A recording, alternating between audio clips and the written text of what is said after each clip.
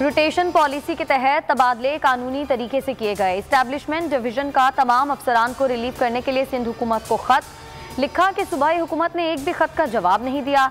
Sindh high court कह चुकी establishment division अफसरान की तकर्री कर सकती है। नैब कवानीन का इत्तलाक सिर्फ सियासतदानों पर होता है। किसी भी शख्स पर इल्जाम लगाकर गिरफ्तार कर लिया जाता है। खुद 3 साल नैब जेल में गुजारे शाहिद खाकान अब्बासी कहते हैं कानून के गलत इस्तेमाल से मुआशरा तबाही की तरफ जाता है। एहतसाब आइन और कानून के तहत होना चाहिए। मुल्क के इदारे काम नहीं कर रहे। आइन के तहत मुल्क चलाना है तो तमाम इदारे हुदूद में रहकर काम करें। कमर जमान कायरा कहते हैं ताकतवर लोग अपनी मर्जी के फैसले करवाते हैं। हुकूमत रियासत मदीना की बात करती है, लेक्चर से चीजें ठीक नहीं होती।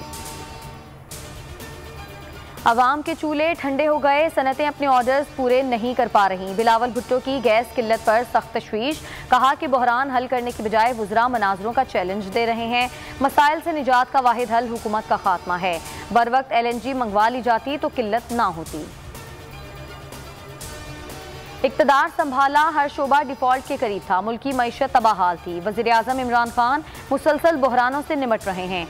फरूख हबीब का बिलावल भुट्टो के बयान पर रद्द अमल। कहा कि बिलावल बताएं 13 सालों में सिंध में कौन सी दूध और शहद की नहरें बिछाईं। अवाम लाकानूनियत और लूट मार पर पीपल्स पार्टी से पनाह मांग रहे हैं। हरनई के दूर दराज इलाके शारग में फायरिंग, 3 कारकुन जाँ बहक। हुक्काम के मुताबिक मजदूरों का ताल्लुक अंधार से है। जुमा खान, रहमतुल्लाह और इज्जतुल्लाह के नाम से शनाख्त हुई।